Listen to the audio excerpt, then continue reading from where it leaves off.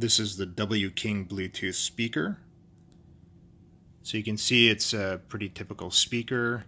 It's got some buttons on the top here. So it's got a power button. It's got a play and pause button. It's got a negative button and a plus button. So the minus button is to lower the volume, plus button is to raise the volume. Also, the plus button, if you hold it down, will skip to the next song, whereas if you hold down the minus button, it will skip back to the previous song.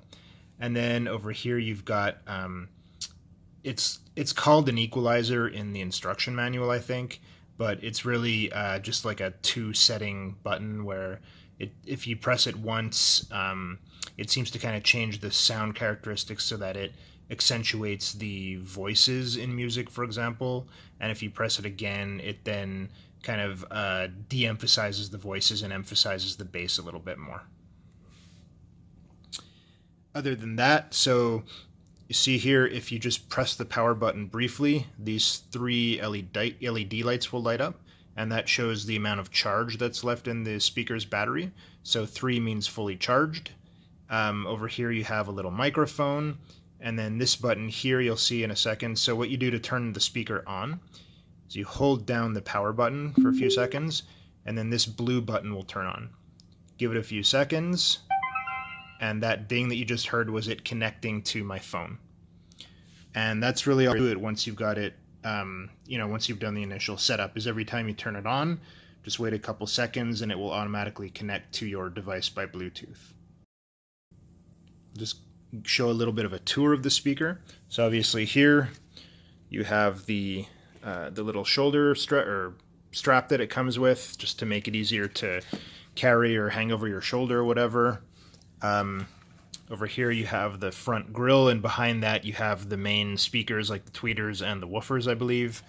And then so on each end you have kind of like an end piece there. I don't know how well you can see it in this video, but if you look inside there, you can see there's a little kind of movable diaphragm, and that it's kind of like the driver on a subwoofer, where when you hear the bass in music, it'll kind of vibrate to the music. So it's a sign that the speaker is actually pushing air through it to generate the bass sound. So the speaker, because of its kind of large size for like a portable Bluetooth speaker, and these driver things that it has at the ends, it actually generates some pretty solid bass. I'm actually quite impressed with the amount of bass and the quality of the bass that this speaker generates, given that, like I said, it's a portable Bluetooth speaker.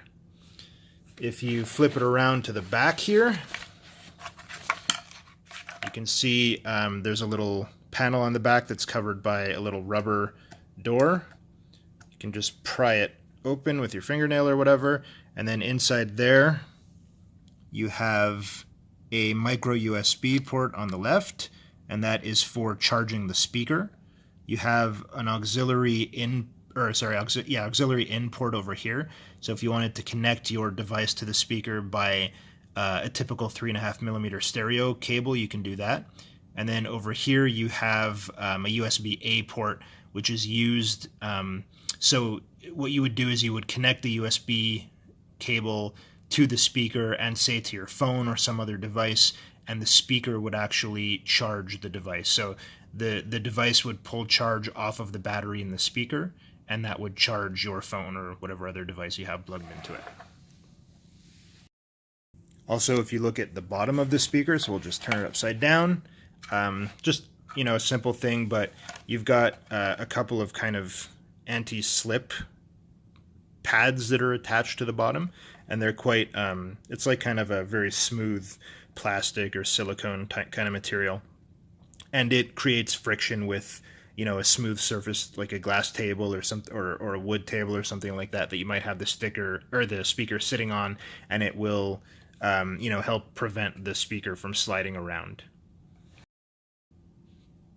When you want to play music, you just go ahead and press the play button.